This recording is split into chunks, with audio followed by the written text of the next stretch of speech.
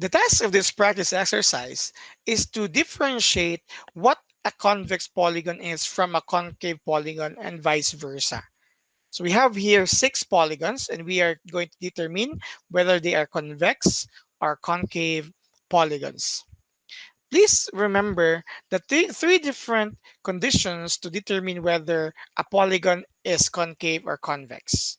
We have stated 3 different conditions in our module. And as just a recap, we can actually determine whether a polygon is convex or concave in terms of their interior angles, in terms of the diagonals that could possibly be drawn, and finally on the name itself, concave, which could actually stands for caving. Let's proceed with number one.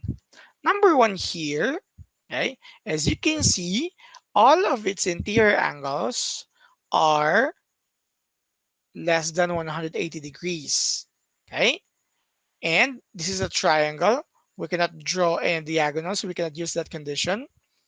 And there are no cavings here. Cavings meaning any openings that could actually be considered to be a cave, quote unquote cave. That would mean number one here is an example of a convex polygon.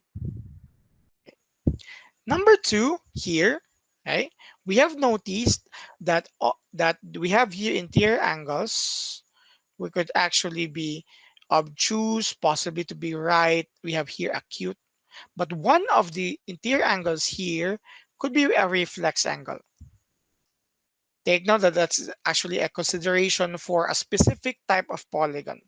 Aside from that, another support for this is if you're going to draw a diagonal connecting these 2 vertices here, that diagonal is located on the outside of the polygon. And finally, we may notice here that there is an opening, or we call it caving. From the name itself, this is now an example of a concave polygon. We'll talk about convex or concave polygon before we proceed to items 3, 4, 5, and 6. The 3 conditions I've mentioned earlier is number one, if all of the interior angles are just less than 180 degrees, or they could actually be either acute, right, or obtuse, there are no straight nor there are no reflex angles, then that polygon is a convex. If one of the possible interior angles is a reflex angle, that is automatically, that polygon will automatically fall on the category of concave polygon. That's the first condition.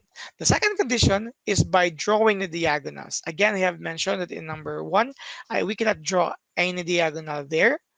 Okay, so we could actually not use that. We could probably use it number three. But if a diagonal drawn is found in the exterior, just like what happened in number two, this diagonal here is found in the exterior, that this polygon automatically falls to the category of a concave polygon. And finally, when you talk about concave, there is caving or opening here. So those are the three possible conditions. Let's proceed to number three. In number three, you cannot see any cavings.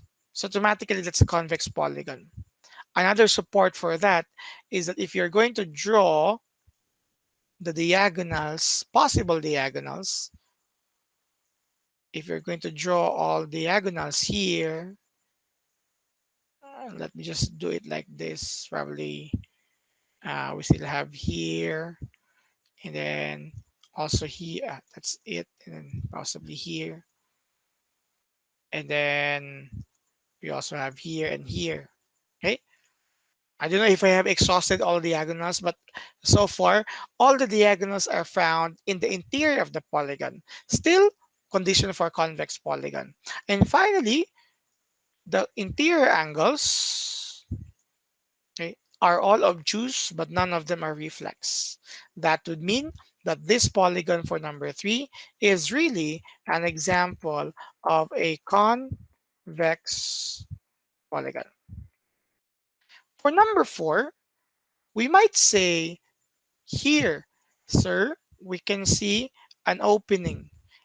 Okay, we can see an opening here, and that would mean automatically number 4 is a concave polygon as it has a caving.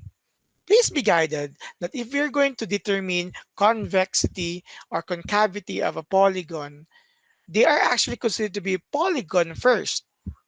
But if the figure is a non-polygon, it can neither be convex nor concave.